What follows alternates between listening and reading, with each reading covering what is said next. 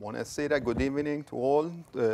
Today we are going to speak about war criminals at large, Italy's Miss Nuremberg. As an occupying force, Italy under the fascist regime was responsible for serious war crimes both before the Second World War in Libya, Somalia, or Somaliland, I don't know. I have found both the term. Eritrea, Ethiopia, and Spain, and during the war in Albania, Greece, Yugoslavia, and the Soviet Union. There were also episodes of mistreatment and torture in France that could justifiably be treated as war crimes. Not massacres, but acts of violence against opponents done by the fascist police, for example, in Nice. The Italian armed forces and police sullied themselves, especially in Africa and in the Balkans, with many crimes that are not dissimilar to those committed by their German and Japanese allies. These included generalized torture and violence, looting and pillaging, the bombing and burning of villages. In Yugoslavia, the Italians were known as palicucci, or house burners, indiscriminate executions of partisans, the snatching and killing of hostages for reprisal, and the deportation of thousands of civilians to concentration camps. Just Yugoslavia, we are talking about 100,000 people deported to camps, including elderly women and children. I have just spoken about these topics in my first lesson. To this one must also add, as regards the African territories, the large-scale use of toxic gases banned by international conventions against both enemy forces and civilians. It's true the Italians did not commit mass crimes of genocide comparable to the German extermination of the Jews or the Rom Sinti, although from 1943 to 1945, the officials of the Republic of Salò, as we have seen, actively collaborated in the roundup of Jews. However, they too played the role of executioner, leaving behind a long trail of blood. Historians have not yet come up with reliable estimates of the number of victims caused by these criminal deeds.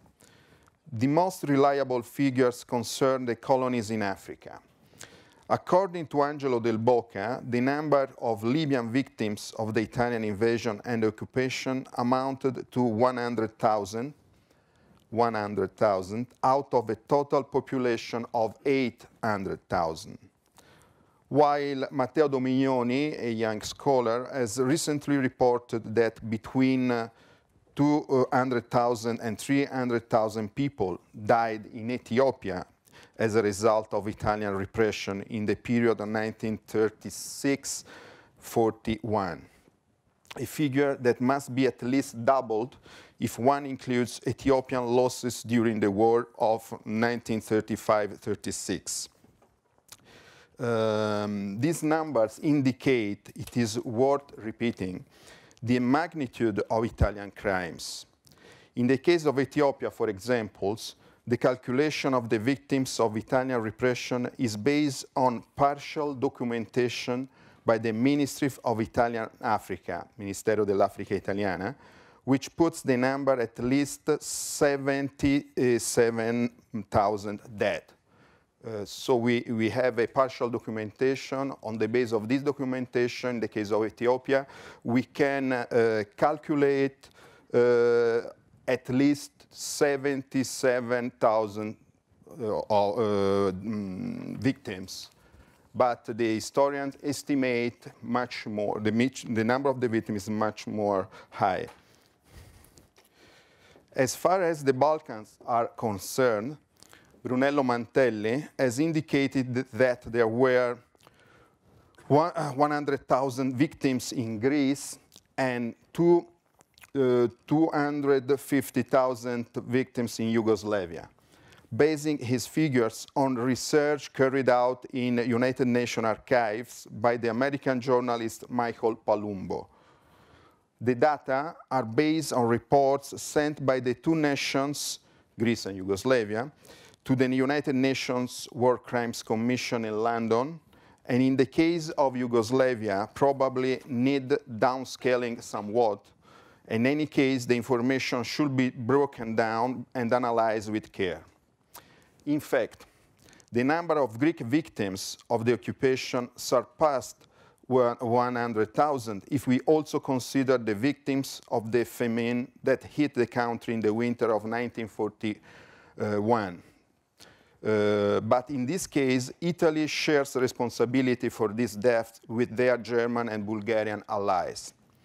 It remains difficult, if not impossible, to tally the victims of the Italian occupation in Yugoslavia, Slovenia, Dalmatia, Croatia, and Montenegro. The number fluctuates considerably according to whether we consider the killings committed by collaborationist forces created by or supported by the Italians. In fact, the only reliable data we have is on the number of victims of the Italian occupation of Slovenia, a part of which, including the capital Ljubljana, was annexed by the Kingdom of Italy in 1941. Out of a population of about 300,000 inhabitants, Slovenian historian Tone Ferenc recorded 1,569 executions of Slovenians with or without trial, and 1,376 deaths in Italian concentration camp, to which 25,000 people were deported, roughly 8% of the population. This data is based on a very accurate work done by the Institute for Contemporary History in Ljubljana. We must add the Slovenia partisans killed in battle by the Italian army to this total. Generally, even those partisans who surrendered were killed. There are no reliable estimates for the Soviet Union and Albania. As can be seen, there are some gaps in the overall picture, but it is nonetheless clear, especially with regard to crimes committed in Africa, that the scale of the phenomenon was very considerable indeed. And I have just some pictures to show you about these crimes. This man is, you see in the middle, in chain, is Omar el-Mukhtar, the leader of the Libyan resistance against Italian. He was captured in 1931 and then was hanged.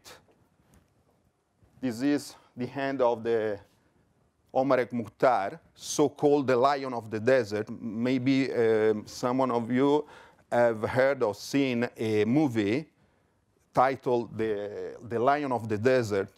It was a movie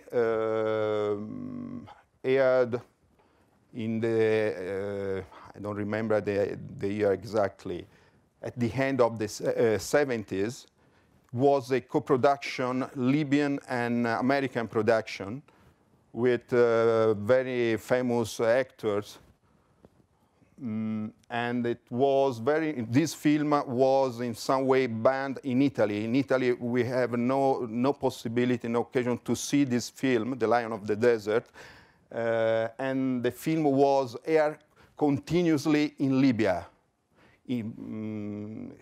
It was financed by the Libyan government, by Gaddafi, and was very important, this film, to shape the national identity of the Gaddafi Libya.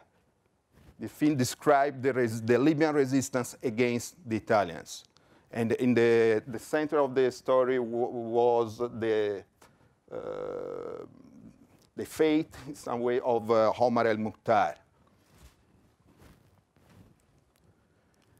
We pass now to the Ethiopia, Italian crimes in Ethiopia. This is a postcard by fascist propaganda. You see armamenti, ecco l'arma più opportuna. Here is the weapon most convenient to destroy the enemies. And this weapon is a form of, how do you say, insetticida, someone that you use against the insect. And Italy effectively used the toxic gas against the Ethiopian. These are Ethiopian partisans hanged by the Italians. These are Italian soldiers.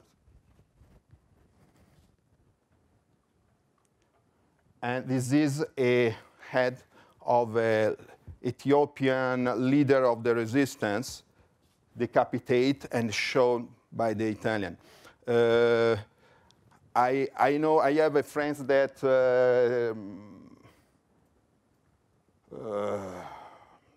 told me that his grandfather has a photo similar to this, and showed him the photo of a head of the Ethiopian. And the man who was with this head in hand was his grandfather, laughing at it, very touching. And this is another chapter of the story, very, very unknown. Italian bombing on Barcelona, some might call it the Italian Guernica, during the Spanish Civil War, between 1937 to 1939, there were continuously bombings over the Republican Spanish city, conducted by the Italian Air Force that were based on the Balearic Island. And they bombed, in particular Barcelona. There were almost 5,000 victims in 2 days of bombing in March 1938. The victims in Barcelona were 1,600. The numbers of victims is over than the Guernica, German Guernica. But Germany has asked, how do you say, excuse to the Spanish government some years ago. Italy has never done it. And also in Italy, we don't know this part of our stories. Can go. This is the effects of the bombing in Barcelona, Italian bombing in Barcelona. Lots of children also died. And here we are in the Yugoslavia. This is a photo taken in Montenegro and showed 2 Italian soldiers. The man on the right, I presume, is an Alpino. Do you know the troops or mountains troops? The other is a common soldier, infantry soldier. And these are some partisans killed. Now we are in Slovenia, and this Italian soldier is pushing the prisoners to the executions. Here you see prisoners, partisans. Some of them are showing the face, they are communist partisans. And here they are killed by the Italian firing squad. It's another one, partisan. And these are Slovenian children in Italian camp.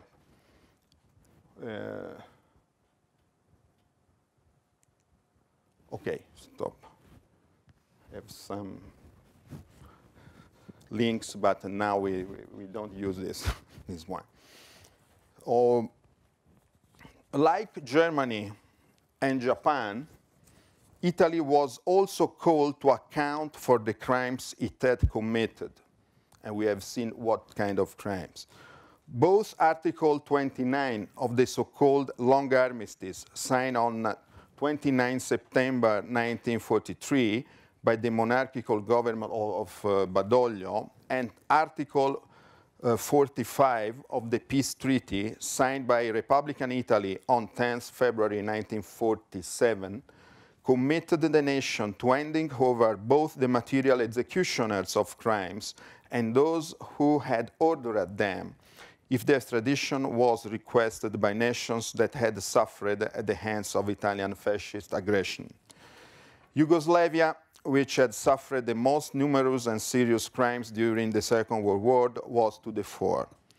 About 750 Italian war criminals were requested by Belgrade, about 200 by Greece, 142 by Albania, 30 by France, 12 by the Soviet Union, and 10 by Ethiopia, which in the end limited its demands to Pietro Badoglio and Rodolfo Graziani, the most important generals in Ethiopia. In addition, there were about 800 Italian servicemen, either directly responsible for or witnesses to crimes, wanted by the British and Americans for violence against or killings of Allied prisoners of war. The Allied authorities, in particular the British, tried about 100 members of the armed forces in Italy in 1945 and 1946, a number of whom were given death sentences. For example, Generale Nicola Bellomo, who was executed by the British in September 1945. In total, I found 4 death sentences, but we lack a comprehensive study of this matter. However, none of the hundreds of Italians accused of crimes against civilians were ever handed over by the Italian government for trial in the nations where they had committed offenses, as had been stipulated by the international agreements. Just a handful of unlucky ones who were arrested in Yugoslavia, Greece, or Albania after the September 1943 armistice, or who fell into Soviet hands after the rout of the Italian army in Russia in the winter of 1942-43, were tried and paid for their crimes, real or presumed, with their lives or with imprisonment. We can note the cases of Lieutenant Colonel Vincenzo Serrentino and Lieutenant Giovanni Ravalli. Serrentino was a black shirt who had been a member of the Šibenik Special Court of Law in Dalmatia and then named prefect of Zara by the Republic of Salò. Arrested by the Yugoslavians after September the 8th, he was then put on trial for war crimes, sentenced to death, and executed.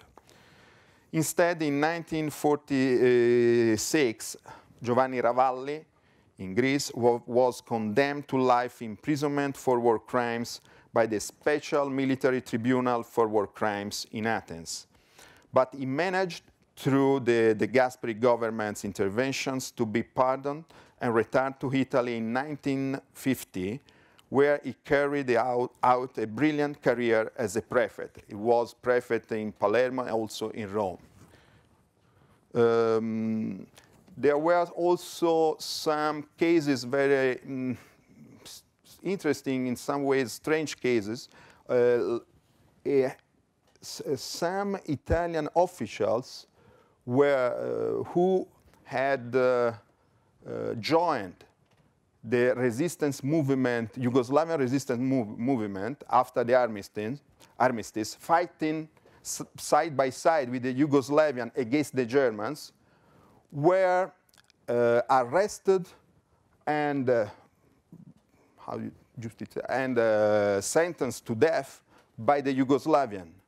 So they were fighting alongside the Yugoslavian, but in the period of the occupation, the Italian occupation of the Yugoslavian, they have had responsibilities in the crimes committed by the Italian forces. So they were arrested and sentenced to death and killed. A friend of mine did a documentary, very interesting documentary on this case. All the others but these are a few cases. All the others, the vast majority, escape punishment.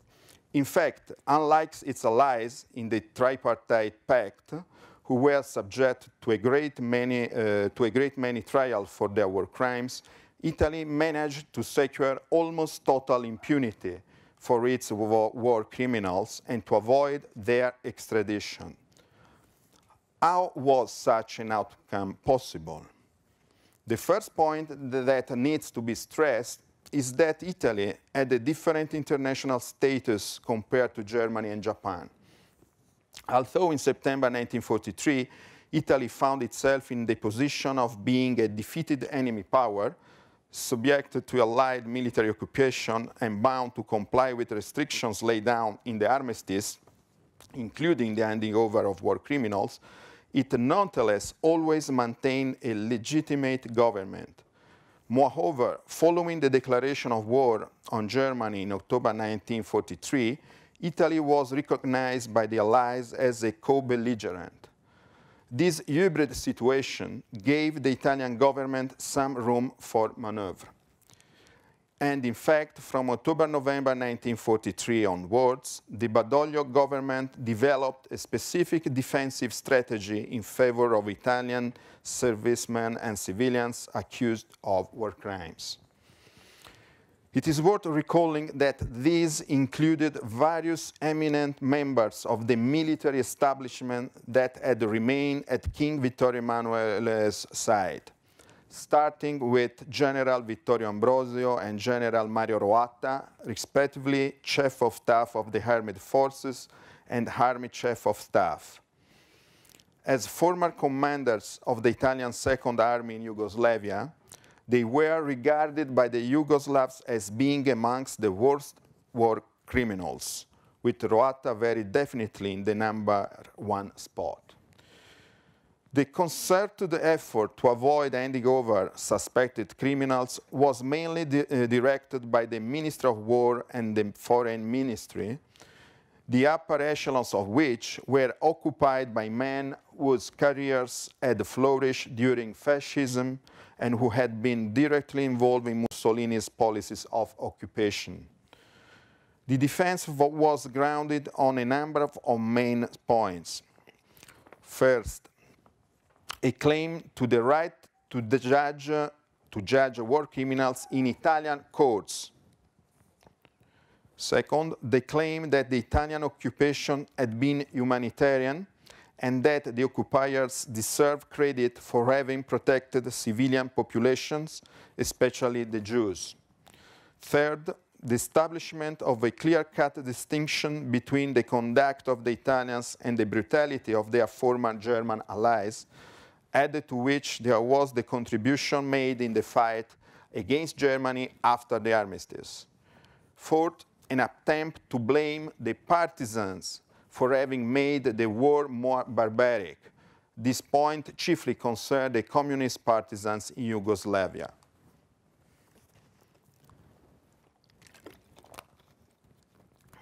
It's very interesting that we found here the same accusers against Yugoslavian partisans that we find in Italy, the same accusers moved by the German Wehrmacht against Italian resistance, the same accusers of brutality. You are brutal, not I am. No? The accused became accusers in some way. It is quite clear that one of the main underpinnings of this defensive strategy lay in the creation and diplomatic support of a self-absolving image of the so-called good Italian. Although there were certain elements of truth in this, for instance, the help given to the Jews in some circumstances, it served to mask another aspect of the reality, that the Italians had been aggressors, undesired occupiers, oppressors, and too often murderers. Italy basically adopted a twofold strategy. It prepared counter-documentation to respond to accusations of war crimes, in particular from Yugoslavia, is its most tenacious accuser, and it pressed its claim for the right for presumed war criminals to be judged in Italy. Let's look at the first strategy. Already in the spring of 1944, the Foreign Ministry had been directed by Secretary General Renato Prunas to start gathering documents about crimes committed in southern and southern Italy by troops belonging to the French expeditionary forces, mainly Moroccan. Thousands of cases of sexual violence against Italian women, but also men, had been reported. Prunas hoped that this dossier would prove useful in responding to charges of war crimes leveled against Italy by many foreign states. A few months later, in October 1944, intelligence sources indicated that Yugoslavia had begun to draw up lists of Italian war criminals. So Prunas decided to prepare specific counter-documentation, a task that was entrusted to the military secret service. The main purpose of this documentation was not to ascertain whether or not the people accused by Yugoslavia were responsible, but to gather proof of their innocence and to lay the responsibility on the Yugoslav partisans. On the basis of the documentation that was gathered, in the following months, the Ministry of War put together various dossiers on the Italian occupation of Yugoslavia, which the Ministry of Foreign Affairs duly sent to the three great Western powers, the United States, Great Britain, and France, in order to secure political and diplomatic support on the issue of the handing over of war criminals. In this dossier, the Italian occupiers were depicted as good-natured, peace-loving soldiers anxious to defend the civilian populations against the oppression and violence inflicted on them by the communist partisans and the Croatian Ustasha. Demonstrating contempt for the truth, it was claimed that the Italian troops had never violated international regulations in their military conduct, except in sporadic cases that resulted as a natural reaction against barbaric deeds perpetrated by the communist rebels, described as having cruelly tortured Italian prisoners in their hands. We have to say that generally the Yugoslavian partisans shot military officials and the fascist black shirt, but let the soldiers go free. This on the base of an ideological idea of the war. The common soldiers were not responsible for the war, but the official and the fascists were responsible. In addition to these accusations, which related to the period of occupation between 1941 and 1943, evidence was amassed regarding the killings of Italian soldiers and civilians by the Yugoslav after September 1943, after the armistice, and in particular after the end of the war in May-June 1945. I am referring here to the so-called foibe crimes, foibe being the name of the deep pits into which the bodies of the Italian victims were thrown. The most reliable estimates put the figure at about 3,000 Italian victims. It is a very controversial issue, this of the foibe, at the center of a political debate in Italy, ongoing debate. This counter-documentation was also used as a diplomatic weapon. Moreover, it served to stir up an intense press campaign about Yugoslav crimes that culminated in 1946, the year in which the peace treaty was discussed. On the basis of all the gathered material, the Foreign Ministry finally drew up a counter list of Yugoslav war criminals, which included some 200 names. At the top of the list was Marshal Tito. Charges range from torture to indiscriminate killings, mutilation of corpses, and also cannibalism. The accusers thus became the accused.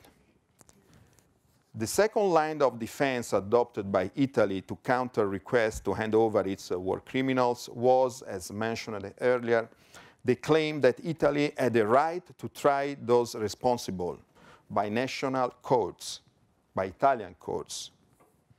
This claim, which flew in the face of the Armistice Agreement and the peace treaty, was based on the supposed merits of the nation's co-belligerence and the convenient interpretation of the declaration regarding war criminals made by the United States, Great Britain, and the Soviet Union at the conference in Moscow at the end of October 1943. The Italian position was developed in 1944 by Giovanni Messe, who had taken over from General Ambrosio as chief of staff of the armed forces after the latter, like Roatta, had been forced to resign following Yugoslav protests.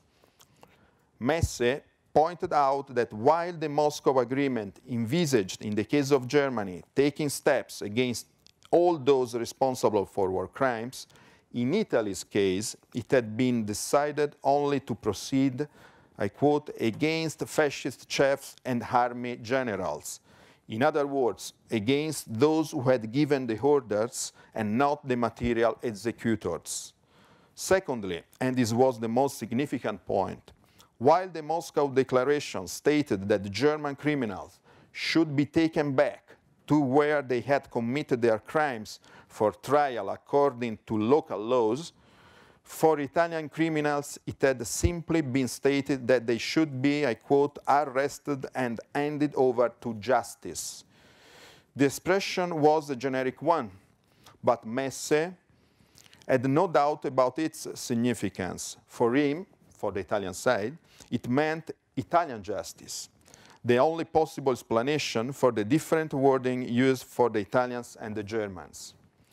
The Moscow Declaration was, according to Messe, a reward given by the Allies to Italy as a co-belligerent and effectively modified Article 29 of the Armistice.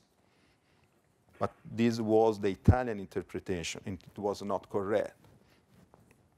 The Italian position was further explicated in the summer of 1945 when the new categories of crimes against peace and crimes against humanity envisaged for the Nuremberg trial were announced. According to legal experts at the Foreign Ministry, the category of crimes against humanity could not be applied to the good Italians, while charges of crimes against peace could only be leveled against Mussolini and his closest collaborators, who had already been punished by the Italian people. Mussolini was already killed by the partisans at the end of April. And the same was for other important fascist collaborators of Mussolini. That left war crimes in the traditional sense of the term, over which Italy claimed to have exclusive jurisdiction on the basis of its interpretation of the 1943 Moscow Declaration. In reality, this was a distorted interpretation because the Allies had not intended to make any distinction between German and Italian criminals. It's important to emphasize that this line of defense was shared by all the Italian governments that led the country after the armistice. There was, in fact, a basic consensus amongst the political forces, from the monarchy to the moderate anti-fascist parties and the left-wing anti-fascist groups, communist, socialist, members of the Partito d'Azione. Across the political spectrums, there were, of course, some different positions.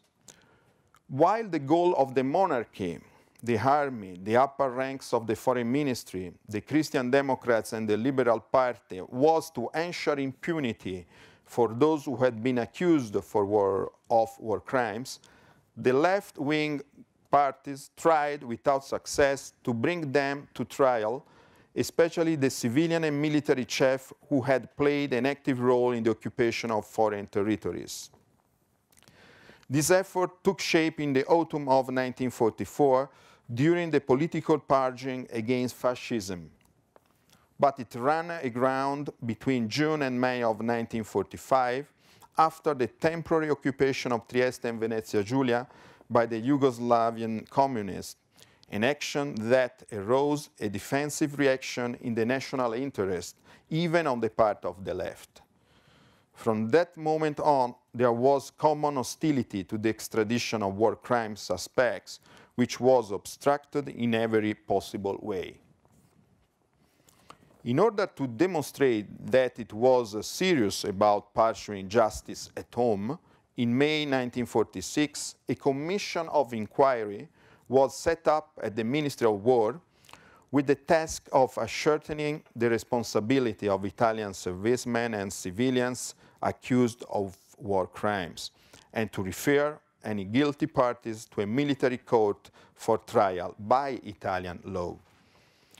In reality, the commission, so-called Commissione Gasparotto, after its president, Senatore Luigi Gasparotto, proved to be an excellent way to defer the handing over of war criminals sine die and to prepare the ground for them to get off scot-free.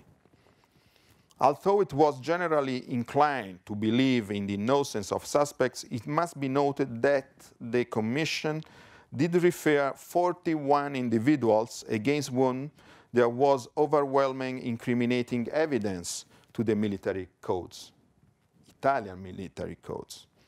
33 people of the 41 were accused of having committed crimes in Yugoslavia. Only one, General Gherardo Magaldi, in Greece. Moreover, there were 7 Italian servicemen accused of crimes against British soldiers who had been listed due to Great Britain's pressure, which had delivered to Italian authorities the case files of the inquiries started by the British military justice. Among the accused were army commanders and fascist administrators who had served in Yugoslavia, such as Mario Roatta, Mario Robotti and Alessandro Pirzio Biroli, Emilio Grazioli, the former High Commissar of the province of Ljubljana, and Francesco Giunta and Giuseppe Bastianini, former governors of Dalmatia.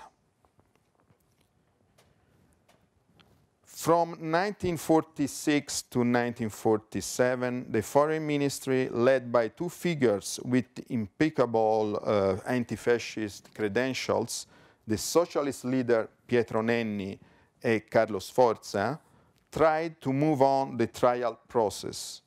But in 1948, after the ousting of the left-wing parties from the government in May 1947, and with the Cold War looming, the Foreign Ministry gradually aligned itself with the Defense Ministry and the Military Prosecutor's Office, which intended to put off the beginning of legal proceedings indefinitely.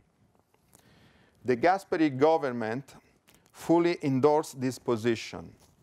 After the rupture between Stalin and Tito in June 1948, Yugoslavia, which no longer had Soviet backing, decided to stop pressing for the handover of Italian war criminals.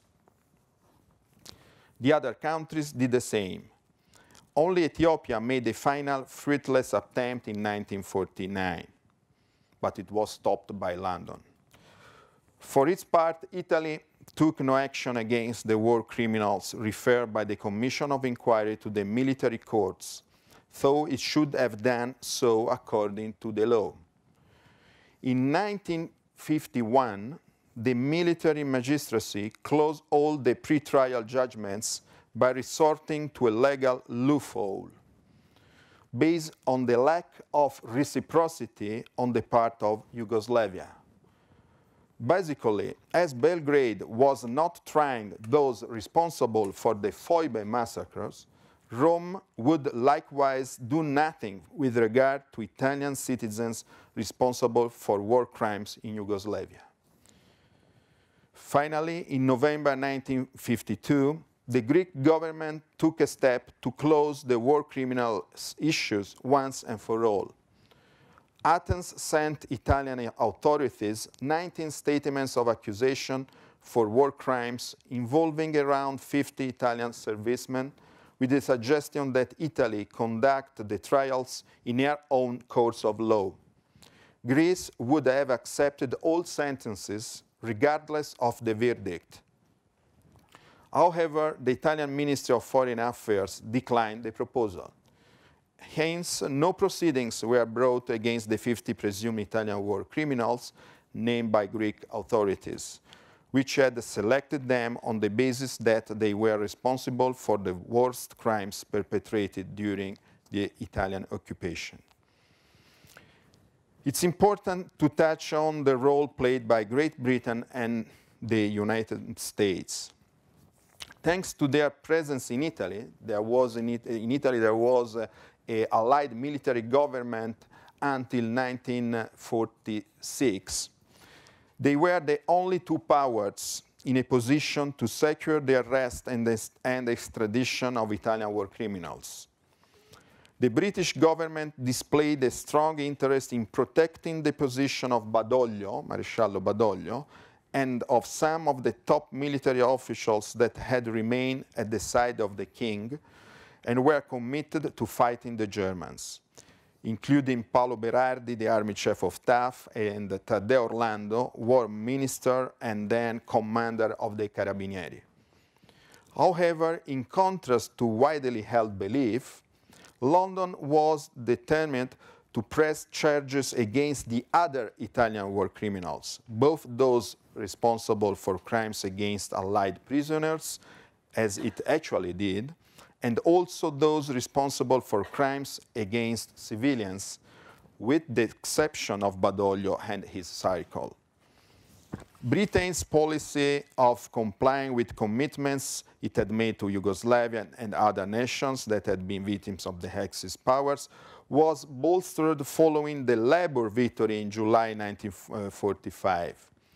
The British public opinion also exerted a strong pressure in favor of Italian war criminals being brought to justice.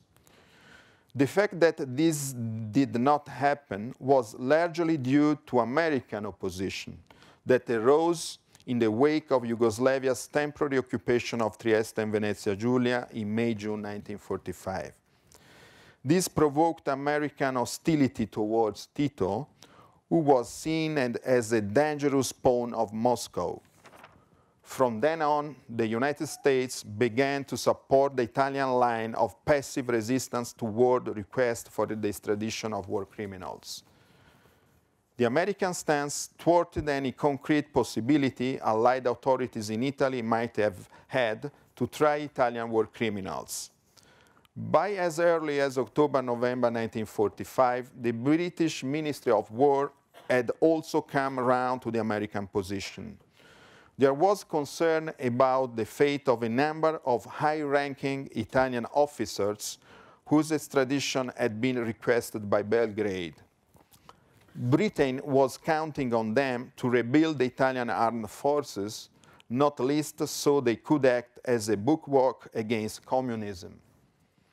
Up until the summer of 1946, there was a standoff between the Foreign Office, British Foreign Office, led by Ernest Bevin, which was in favor of punishing Italian war criminals, and the War Office, which was not.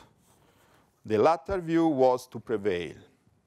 In fact, London finally fell in line with Washington's desire for a stalemate policy as regards Italian criminals, which obviously facilitated Rome's goal of eluding the obligation to extradite suspects. In October 1946, the British and USA governments turned the issue over to the parties directly involved, Italy and Yugoslavia. Then, subsequently, first Washington in August 1947 and then London in April 1948 acknowledged Italy's right to try its own war criminals, thereby unilaterally deciding not to apply Article 45 of the Peace Treaty that foresaw the extradition of Italian war criminals. The lack of any legal proceedings to ascertain the truth about crimes committed during the fascist occupations and to punish those responsible, in short, the lack of what might be described as an Italian Nuremberg has had a profound effect on the nation's memory of the war. It has permitted the creation of a self-absolving image of Italian soldiers as humane and good-natured. This has served to conceal their role as invaders and oppressors responsible for acts of violence and brutality towards thousands of people, thousands of victims who have never received justice. And now I come to the last part of my lecture. I'd like to end my lesson by touching on how the question of Italian war crimes and war criminals emerged and was dealt with in Italy. The first important point to underscore is the delay in producing a historiography in this regard. The first significant works on the Italian crimes committed in Ethiopia and the Balkans appear in the 70s and 80s. I'm referring here to the research by Teodoro Sala, Giorgio Rochat, Enzo Collotti, Angelo Del Boca. But it wasn't until the 90s on that we saw any widespread interest in this topic among scholars. As far as the issue of punishing Italian war criminals, the first scientific contribution didn't appear until 1999 with the work of British historian Richard Pankhurst dealing with Ethiopia. Meanwhile, the first general reconstruction of the matter that I was able to write based on the documents of the Ministry of Foreign Affairs was published 2 years later in 2001 by the review of the German Historical Institute of Rome. The theme of Italian war crimes and the lack of punishment for those responsible drew the attention of both the Italian and international media. Television documentaries were produced, and in the last decade, some books dealing with the topic have enjoyed considerable success, selling tens of thousands of copies. 2 books in particular, Italiani Brava Gente, Italians Good People's, ? By Angelo Del Boca, and Si ammazza troppo poco, We are killing too less, by Gianni Oliva. The phrase was pronounced by Robotti, an Italian general in Yugoslavia. The attention on these issues has moved beyond the narrow circle of a few concerned insiders and has begun to interest a broader public. However, we are still lacking a real public debate capable of shaking up society on the issue. Documentaries such as La guerra sporca di Mussolini, Mussolini's Dirty War, dealing with the Domenico massacre in Greece, have been broadcast primarily on satellite channels, the History Channel, or on the secondary networks, only rarely making it on the airwaves of the main private or public television stations, RAI, or the channels of Silvio Berlusconi's media empire. And then only during times when few are watching, such as the middle of the night. While at the same time, television dramas that exalt the good Italian savior of the Jews, as I previously touched on, or which feature Italians exclusively as the victims of Nazi or communist violence, are broadcast in prime time.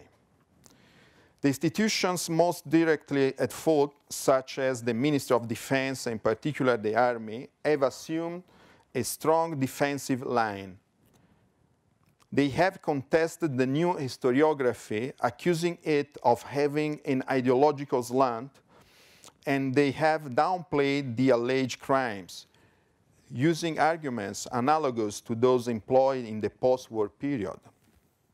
In contrast, they have facilitated the publishing of books that have practically denied Italian crimes and turned the accusations for atrocities back on the Greek partisans and the Yugoslavians. Furthermore, they have severely limited access to archives that contain documents regarding Italian war criminals. We have only seen some official openness in this regard on the part of the President of the Republic. There have been timid attempts, however, such as initiatives by current President Giorgio Napolitano towards Slovenia and Croatia. But the politics of memory promoted by the presidency have never really placed at the forefront the recognition of guilt and the Italian war crimes. Moreover, it is significant that there has never been a judicial reckoning for Italians. While starting in the mid-90s, after the trial of SS Captain Erich Priebke, who was convicted for his involvement in the Fosse Ardeatine massacre in Rome, the Italian military justice conducted a large number of trials against German war criminals, but did not open a single proceeding against Italian war criminals. In March 2008, the former military prosecutor of Padua, Sergio Dini, tried to open an inquest. He officially requested the Military Judiciary Council to investigate the reasons why the Italian war criminals were never put on trial. The request by Dini was based on moral and legal reasoning. From the moral point of view, he maintained it was only right if proceedings were reopened against German war criminals, then the same must be done for Italian war criminals guilty of the same sins. From the judicial viewpoint, he noted that after a 2002 reform removed from the military penal code the norm regarding the reciprocity on which all the proceedings against war criminals were halted in 1951. In 2008, in response to Dini, the military prosecutor's office, led by Antonino Intellisano, opened an inquest. Intellisano limited the investigation to the 41 Italians identified as war criminals by the Gasparotto Commission, you remember, just after the end of the war, all generals and high-ranking officials of the fascist regime. And after just 1 year, he definitively closed the case without bringing charges after discovering, as it could have been expected, that none of the accused were still alive. He was not, however, interested in investigating lower-ranking members of the army, from the black shirts to the carabinieri, who might have still been living. I know that the new head magistrate of the Italian military, prosecutor Marco De Paulis, has opened a case regarding the Domenican massacre in Greece, but with time passing, the pathway to justice seems a difficult one to follow. So Italian society must find alternative ways to come to terms with the dark pages of its past and to deliver justice to the many victims of fascism. I fear, however, that it will be difficult to overcome the convenient alibi of the good Italian. Thank you very much.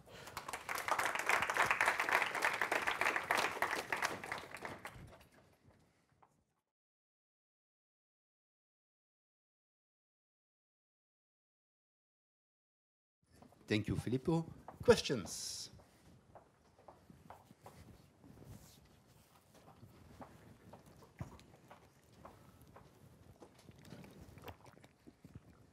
Thank you, Dr. I would like to know, after the 1943 armistice and the end of the war in Europe in 1945, there was a war, a civil war in Italy. And I presume that the soldiers of the Republic of Sicily Italiana were also committed some war crimes against Italians. Were they prosecuted or not?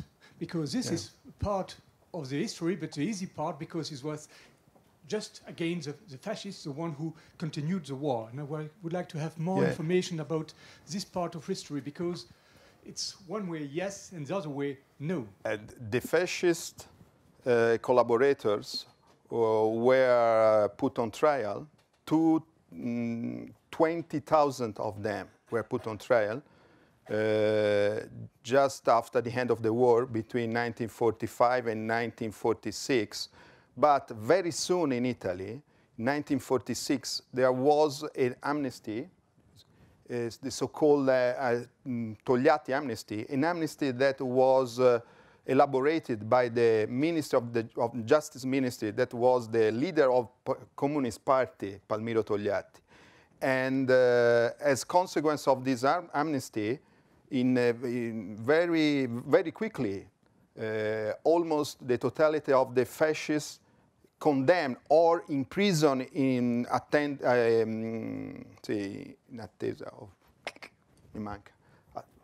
waiting for the trial, were put free.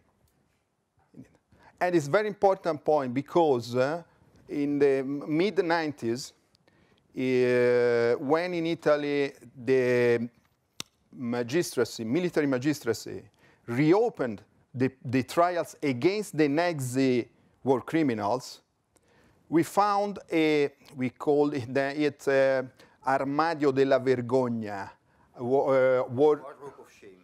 A wardrobe of shame. That means that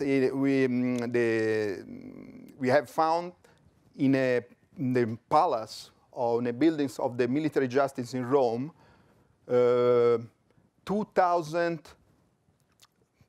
fascicoli, inchieste, files, 2,000 files on the massacres perpetrated in Italy during the German occupation that were illegal archiviati in 1960.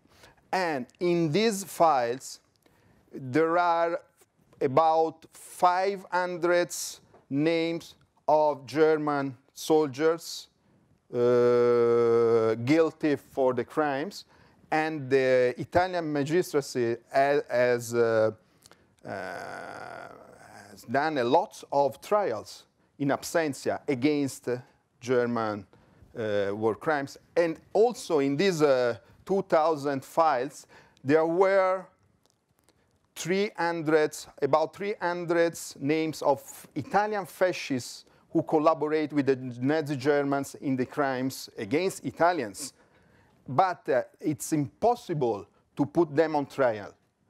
I am very close to the prosecutor, Marco De Paulis, and I asked him, why don't you proceed against the Italian collaborators? And the answer was, I can't, absolutely, I can't. There is the amnesty Togliatti that impede every action.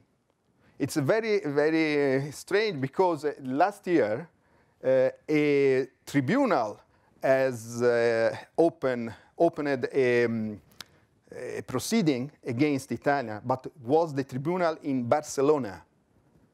So in Spain, there is an amnesty that blocked the action of Garzón, the judge, a very renowned judge. So in Spain, they can't proceed against its own fascist criminals, but they can do something against the Italian. And in Italy, we can do nothing against the Italian fascist collaborators, but we can proceed against the German. It's the situation. Thank you. Some questions from the students.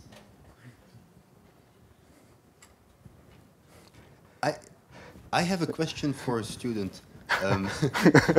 Mr. Besnik, is the issue of Italian war crimes in Albania living today? Do you think it is an important issue in Albania? I give you. Yeah, basically the issue of war crimes in Albania was a very vivid one during the communist times.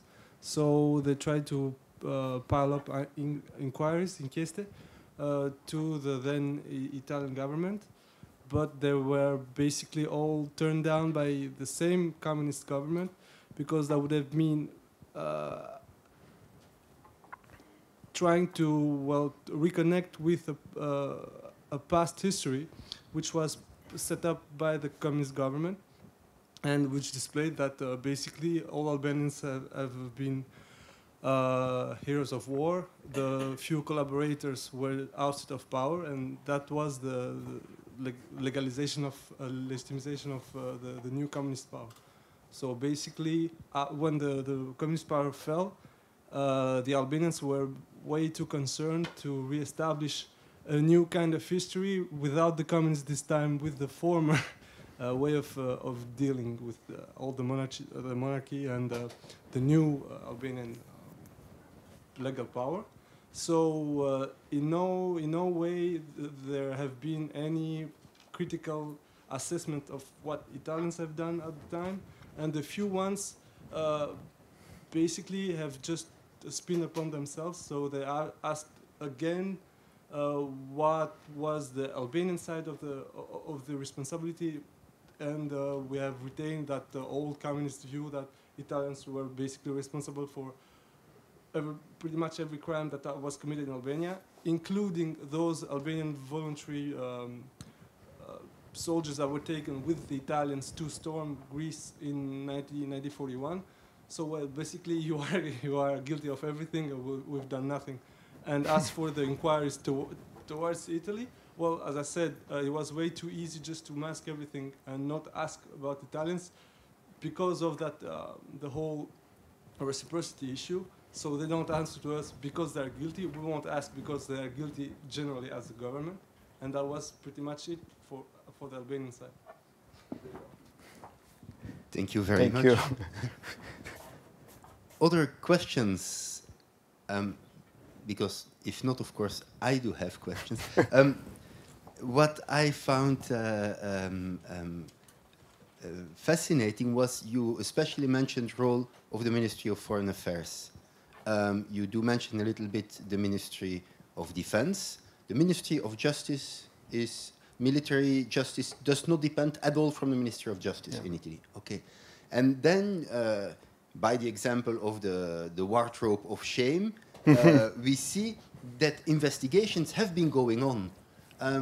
Do you have an idea of who is doing this investigation, preparing files that will never be brought to trial, and how rich are they? I mean, would this be, for future historians, a gold mine? Well, just thinking of the inquiries in Belgium, where they have investigated several hundreds and even thousands of cases and finally organized only 100 trials. Is there somehow a team of people who say, we want to investigate this, and do they have the means? Did they produce a lot of work? And then after this enormous mass of information, only very few trials, almost, well, no trials finally? Or is even the level of investigation preparing trials very weak, where people stopped from doing this? Or you know, how important is the work of very motivated militant magistrates who wanted to document the trials and find compile all the files and find the incriminating evidence? The decision was adopted in summer 1945. The decision who have to collect evidence on the Nazi crimes, because at that stage the question was about the Nazi war crimes. And there was a sort of bargaining between the Ministry of Justice, and headed by Togliatti, and the Minister of Foreign Affairs and the military justice. And very soon prevailed the position of the Minister of Foreign Affairs and the military justice, that gave all the responsibility in the action to the military justice. So from that moment on, all the evidence were collected by this Procura Generale Militare di Roma. You know. But for the Italian case, it's very important the link between the Nazi war criminals punishment and the Italian war criminal punishment, because the Italian magistracy collected lots of evidence about the German Nazi criminals, and was able to do lots of trials, but they didn't do it. In Italy, we have just a few trials against the Germans, a tenth of trials between 1947 and 1951. Why this scarce number of trials against the Germans? And the main answer lay in the question of Italian war criminals, because very soon the Ministry of Foreign Affairs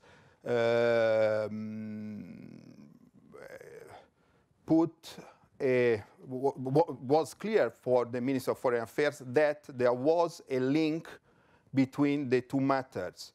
And the Ministry of Foreign Affairs said, if we want to go on in putting on trial lots of German Nazi criminals, we had to do the same for our war criminals. We can't ask to the Allies the handing over of the German war criminals without doing the same thing with our Italian war criminals. So if we ask the Germans, we have to hand over our war criminals. So the Minister of Foreign Affairs suggested to break in the request of the German Nazi criminals. Thank you. So then basically the military were asked to investigate on their own military colleagues, and that is maybe also part of the, had it been civilian administrators from the Ministry of Justice, maybe they would have wanted to engage with the army, but this was military lawyers protecting other military men, I guess. And it was a case in the mid-90s that this wardrobe of shame came out. There was during the inquiries made by the Italian prosecutor Antonino Intellisano, who was managed the trial against Erich Priebke. Erich Priebke is a Nazi SS officer involved in the massacre of Fosse Ardeatine in Rome in March 1944. There was in Rome a German reprisal against after a partisan attack, and 335 Italians were killed by the Germans. And for a case in the 1994, a journalist found out this Erich Priebke in Argentina for an interview, TV interview. Priebke gave a TV interview and someone recognized him. So he was arrested and extradited in Italy. And there was a trial in Italy. And during the trial came out this wardrobe of shame, the case. And from that moment on, there were lots of trials in Italy against Nazi Germany. And we discovered that all these amount of inquiries were illegally archived in 1960 by the military magistracy. And there was a commission of inquiry in Italy at the Italian parliament between between 2003 and 2006, and this commission ended the works without a common solution. There were two final reports. One signed by the majority, at the time a center-right majority, political majority, and the other by the left minority.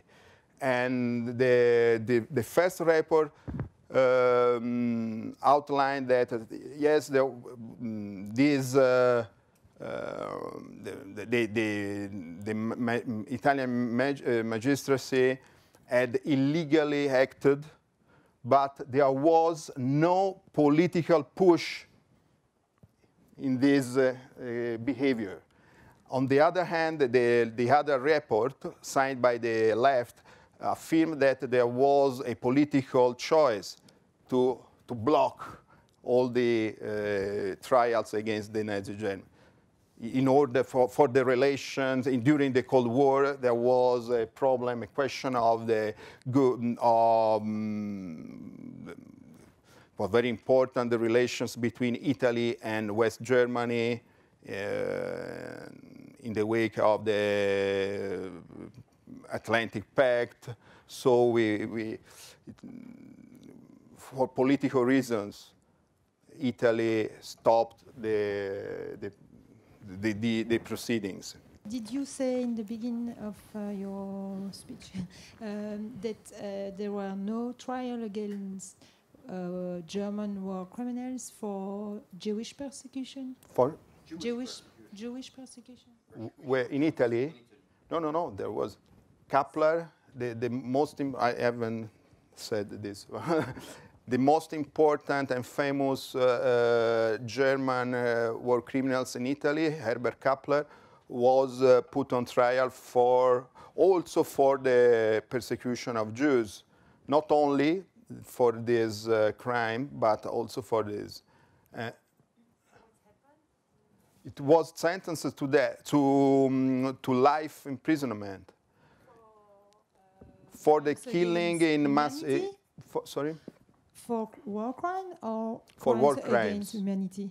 No, war crimes. All the Germans were put on trial for war crimes, not for crimes against humanity. There are some articles of the Italian military penal code that foresaw the possibility to put the enemies on trial. We use the same rules for Italian soldier. We apply the same rules. We use the same rules for the Italian soldier committing crimes abroad, for the Germans or other foreigners, soldiers who acted in Italy, who perpetrated in Italy the crimes. What about Tito? What did they formally charge Tito with?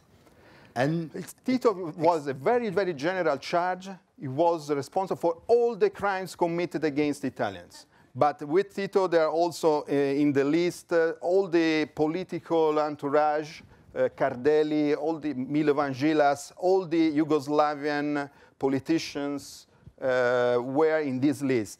But it's very, very, because I have found this list, but I know that on the basis of the documents I've discovered and read, these lists were never sent to the great powers. No, the dossier elaborated by the Italians describing how the Italians were good boys in Yugoslavia, how crimes they have suffered by the Yugoslavians. These dossiers were sent to Washington, London, and Paris in order to gain the support, diplomatic support during the Italian peace treaty negotiations. This list, the Yugoslavian list of war crimes, I think the Italian government had put the list in cassettos, and it was a bilateral issue between Italy and Yugoslavia. Thank you. After the war, where these 41 individuals were identified, I didn't get exactly who was in this commission of inquiry and when it worked. And then, if I understood, it were these files that were inquired again in 2008 by the military justice, and where they saw that these 41 people died actually at that time. And so I also wanted to know, did they stay in Italy, or did they leave, or have they been arrested for some time at some point, or have they never been arrested even if they were investigated? Thank you. The commission was created in the first month of 1946, and it was the members of the commission was mainly military. So military officers from the army, the navy, and the air force. But there were also two politicians of the left parties. There was a communist, Mario Palermo. It was very close to Palmiro Togliatti, the secretary of Communist Party. It was the man who we took the relation between Communist Party and the army. Mario Palermo was under secretary for the army in the 1944. Very, very strategic man, important man. And then there was another member of the Socialist Party, not so important. But it's a very interesting thing that Mario Palermo, this communist member of the commission, maintained the role, his position, after 1947, when the Communist Party was ousted from the government. But he remains in service in the commission until the end of the work of the commission in 1951. So the commissions worked from 1946 to 1951. And Palermo was in service for all the period. And what about this? The commission examined almost 300 persons and enlisted 41 persons. At the beginning of 1948, was all prepared for starting the trial in Italy. And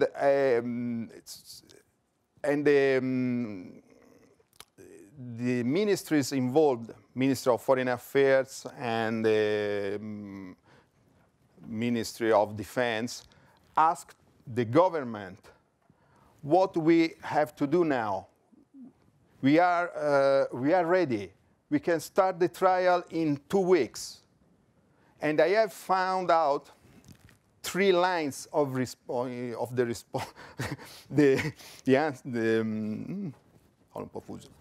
response, signed by very famous Italian politician Giulio Andreotti, who was at that time under secretary for the cinema. And he has always said, I don't know nothing. I didn't know nothing about the question of war criminals. I was engaged with the film's problems. And I have found 3 lines. Because the Ministry of Foreign Affairs, the prosecutors suggested to the government to do nothing, to have a stalemate, and Andreotti responded, you have to do like you have proposed. Very Andreottiano style. He haven't clearly said, you have to stop the trial, the proceedings.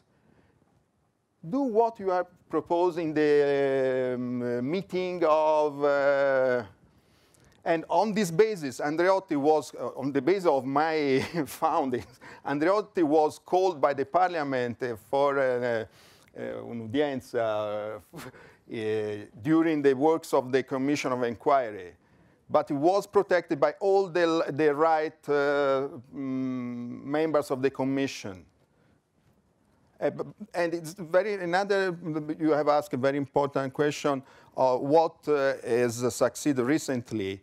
Because in 2008, this Italian prosecutor, Sergio Dini, I know him very well, he works in Padua where I teach, he asked to the military magistracy to open the trials against Italian war criminals.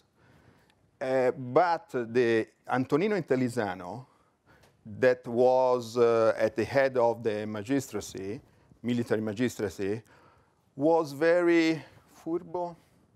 How do you say? Very smart. Yeah, very furbo. Because he effectively opened an inquiry, but he put under observation only these 41 persons enlisted in the period immediately following the end of the war. And of course, all these were already died because they were generals. They were died during the 60s, during the 70s, all died. And then he closed the proceedings, and I wrote him a letter because in 2008, after the conclusion of the works of this commission aided by Intellisano, I found out the documents by the Greek government sending to Italy in 1955 the accusations, a short number of accusations that involved all ranks of Italian soldiers. I have the names, and most of them are simply soldiers, carabinieri, and they can still alive. So I wrote a letter to Intellisano asking him, do you know this case that maybe there are some Italian soldiers involved in crimes committed in Greece still living? And he came to a presentation. I organized a presentation of a book in Rome. He comes very elegant. He's a very powerful man, very elegant. And he sat in front of me, laughing, and he said to me, "Oh, I have done my duty. What I could do, I have done it. Now this is a question for the historians. It's not a question for the." But I know that it's important. There is a member of a family killed by the Italian in Domenicon in Greece, Statis Psomiadis, his name. He's a professor in Larissa. He's 52 years old, something like that. And he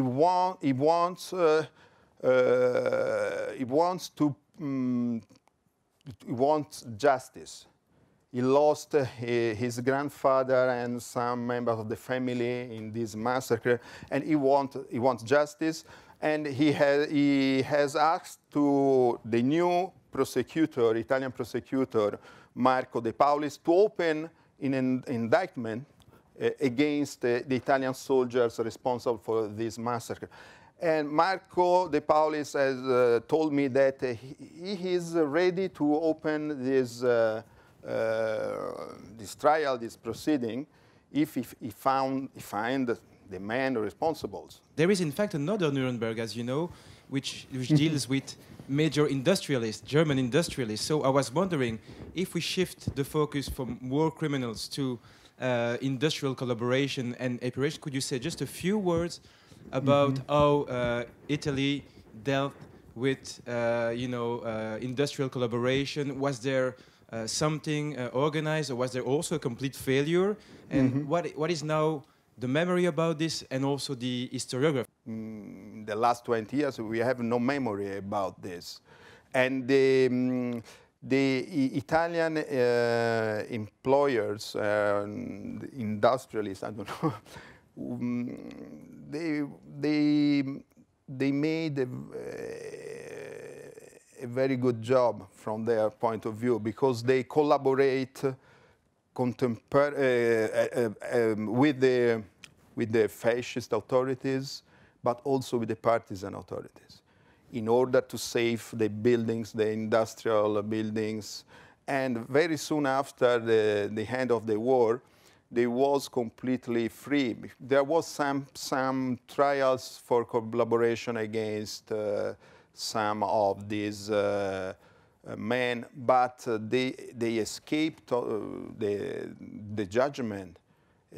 In Italy, the amnesty in Italy is very, very soon. We had the amnesty in June 1946, and after the armistice, there was a turning. The amnesty was in some way a turning point, because you see this by observing the property of the main newspapers, no? Corriere della Sera, La Stampa. After, in this month, the first half of 1946, the whole properties come back. And this was was the same for the other, for example, La Fiat. They had no problem.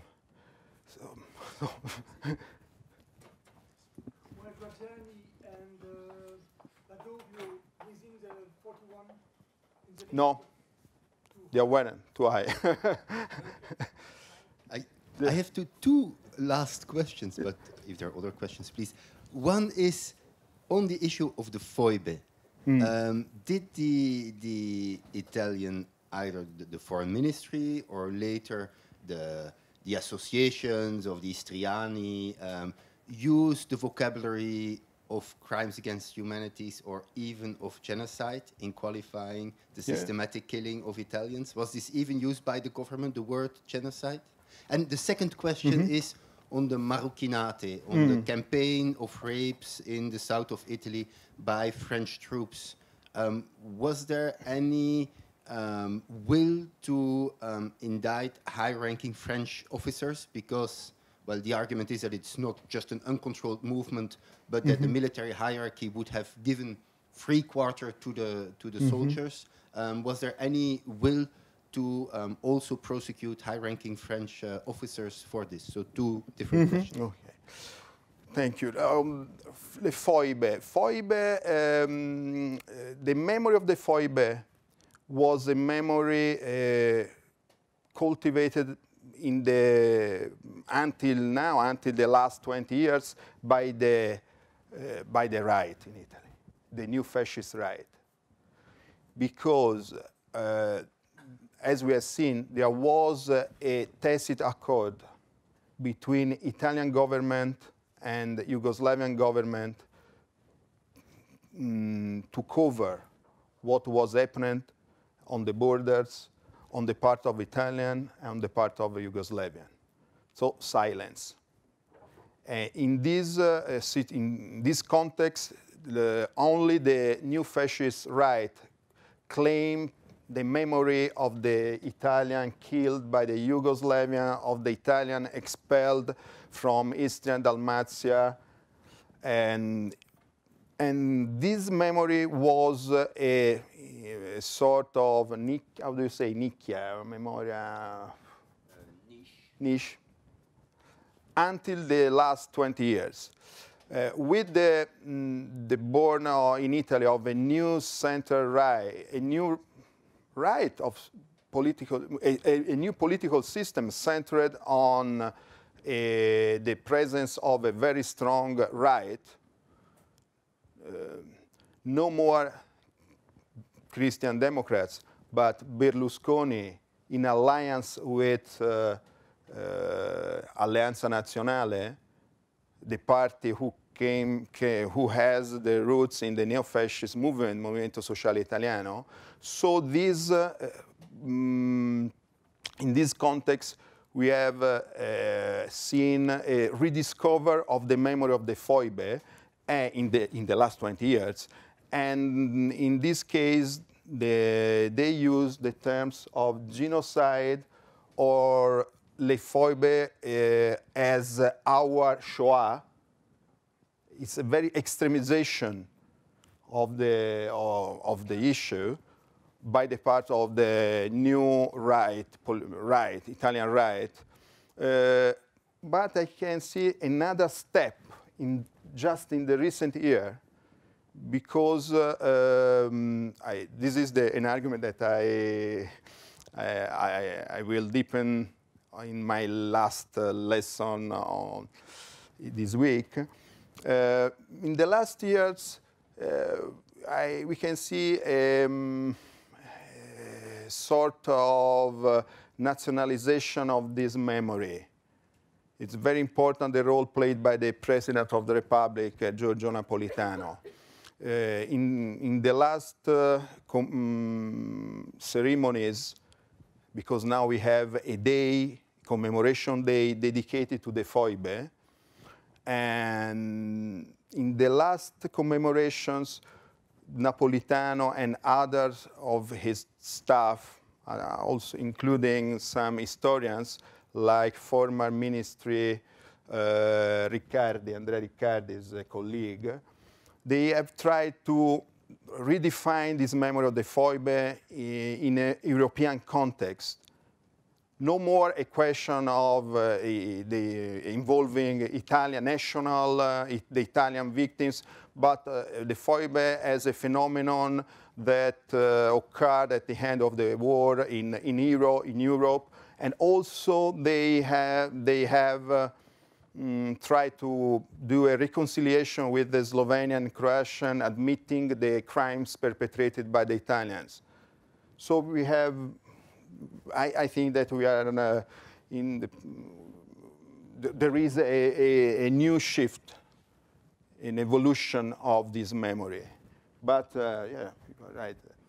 And on the Marokkinate? Okay. But there was no indictments against French officers. It's a very complex argument, because the French army punished several of the responsible of these rapes.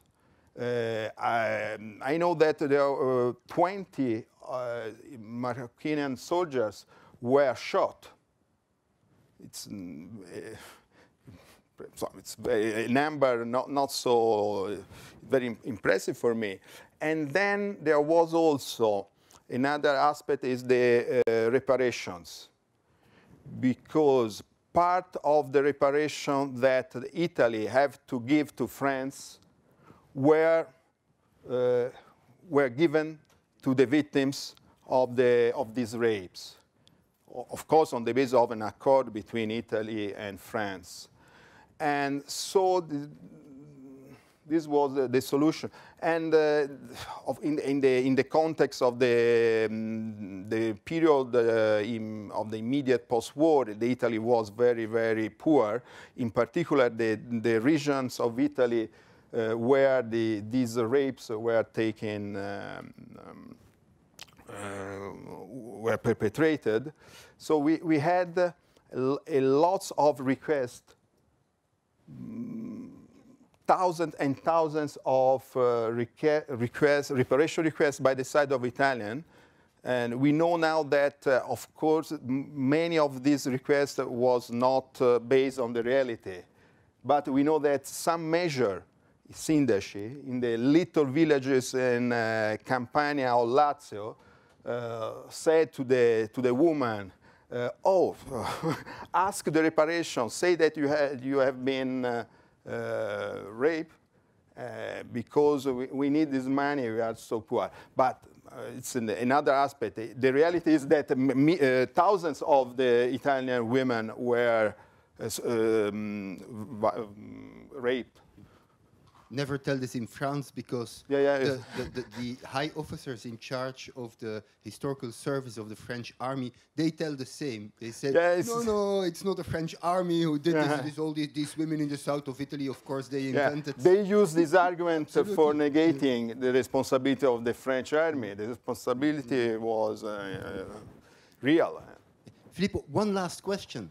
What are we supposed to watch, and can you send this to us? Then Kenneth and myself will forward this to all the students. But what should we watch? Allora, the first is a video in Italian about the Italian colonialism and the crimes committed in the colonies. The second is in English and is a project, a documentary project about the crimes committed in Ethiopia. A student of mine sent me just a few days ago, and it's very interesting. And they has cooperation with everybody, so maybe some of you can help these young